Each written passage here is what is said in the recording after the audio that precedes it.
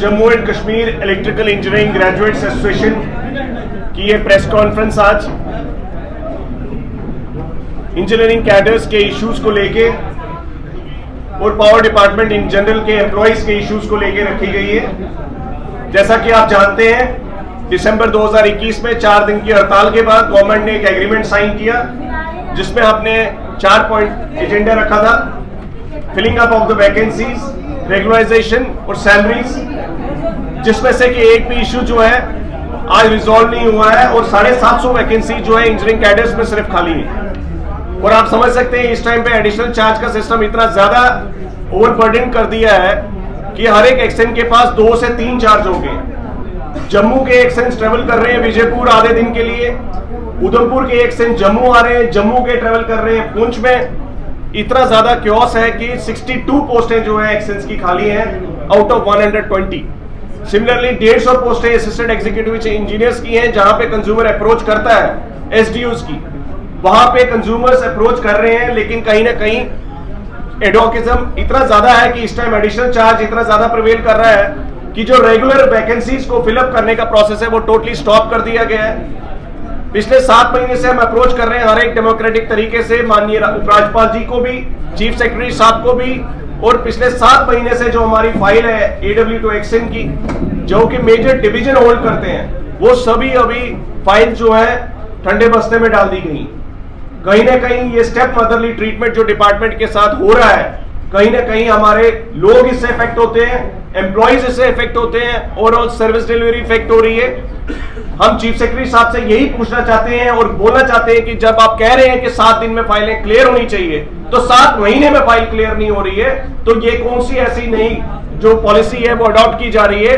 क्या ये कहीं ना कहीं एक तरीका है कि जेईस को भी रिक्रूट नहीं किया जाए? 350 वैकेंसीज होने के बावजूद 8 साल से रिक्रूटमेंट नहीं हो रही है और हमारा जो इंजीनियर रिक्रूट होना चाहिए था वो अभी तक रिक्रूट नहीं हुआ है।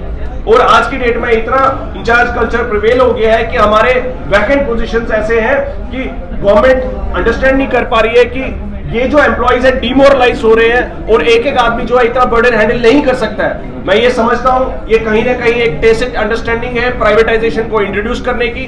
अगर हम आज नहीं बोलेंगे तो आने वाले टाइम में हमें खुद को ये कॉन्शियस क्लियर नहीं होगी कि हमें पता थी कि इस तरीके से जो स्टेप्स लिए जा रहे हैं जहां रिक्रूटमेंट और प्रमोशन दोनों को रोका जाए और डेली वेजेस का भी कोई हल नहीं किया गया, जबकि वो कमिटेड इश्यू था उनका रेगुलराइजेशन। तो आज की डेट में मैं ये समझता हूं ये जो 3 pronged स्ट्रेटेजी है गवर्नमेंट की, ये कहीं ना कहीं प्राइवेटाइजेशन की एक शुरुआत है और आने वाले टाइम में प्राइवेटाइजेशन को लेके और ज्यादा स्ट्रॉन्ग स्टेप्स लिए जाएंगे जहां के एम्प्लॉइज जो है ऑलरेडी कॉर्नर किए जा रहे हैं। जब आप एक चीफ इंजीनियर के पास 3 चार्ज हो गए हैं, आप यकीन नहीं मानेंगे इस टाइम पे कश्मीर में आज कल एक चीफ इंजीनियर एससी रिटायर हो रहे हैं जिनके पास 2 एससी का चार्ज था, 1 चीफ इंजीनियर का और एमडी का भी। तो आप समझ रहे हैं यहाँ पे भी सुपरिटेंडिंग इंजीनियर जो है 3 चार्ज होल्ड कर रहे हैं। तो कहीं ना कहीं हम गवर्नमेंट से यही अपील करते हैं कि 9 तारीख तक ये मसले हल कर दीजिए। जो एलिजिबल लोग हैं उनको अपनी जगह पहुंचाइए, उनको प्रमोट कीजिए, रिक्रूटमेंट कीजिए, नहीं तो 9 तारीख को हमारा एक प्लान ऑफ एक्शन डिसाइड हो चुका है।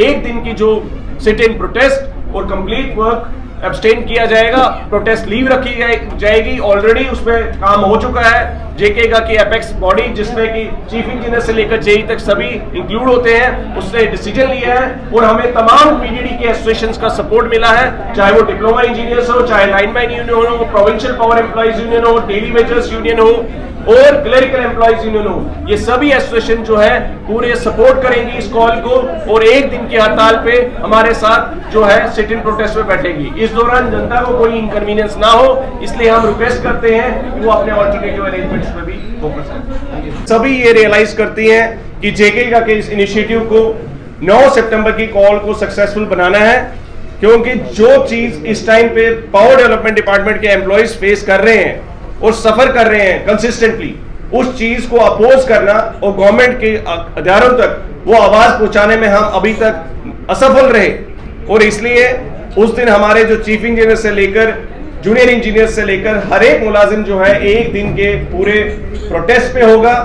एक प्रोटेस्ट लीव की फॉर्मेट में पहले ही लीव जो है सरकार को भेजी जाएगी और ये कन्वे किया जाएगा कि बिजली महकमे में सब सही नहीं है।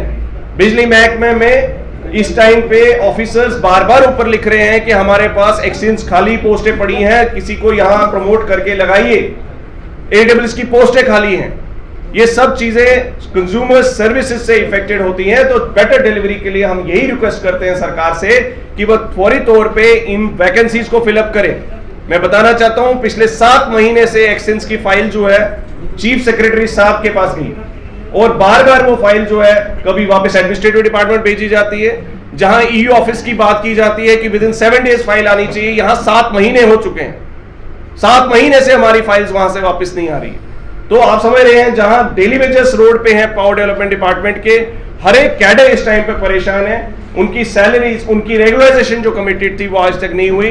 तो ऐसे माहौल में भी हमने 2 साल से धैर्य रखा, पेशेंस रखा, और अब हमारा जो है सब्र का बांध टूट चुका है। हम गवर्नमेंट को ये बताना चाहते हैं, 9 सितंबर 24 घंटे के लिए बिजली मुलाजिम जो है हड़ताल पे होंगे और प्रोटेस्ट लीव का हम नोटिस ऑलरेडी गवर्नमेंट को 24 तारीख का भेज चुके हैं।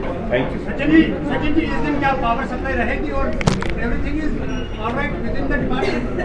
देखिए sir, when power employees and engineers have decided to go on a protest leave for 24 hours, it means naturally the supply could be affected, because when people will be abstaining from work, it will cause its collateral effects.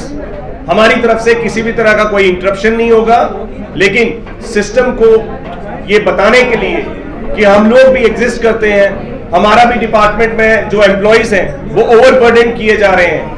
आज एक JEE के पास 21 feeder है, 21 feeders.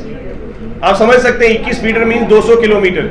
हम एक number उसका flash कर रहे हैं और उससे एक्सपेक्ट कर रहे हैं कि वो सारी डिलीवरी, जहां की 3-4 लोगों ने वो काम करना है, वो आज 21 फीडर्स अकेला संभाल रहा है।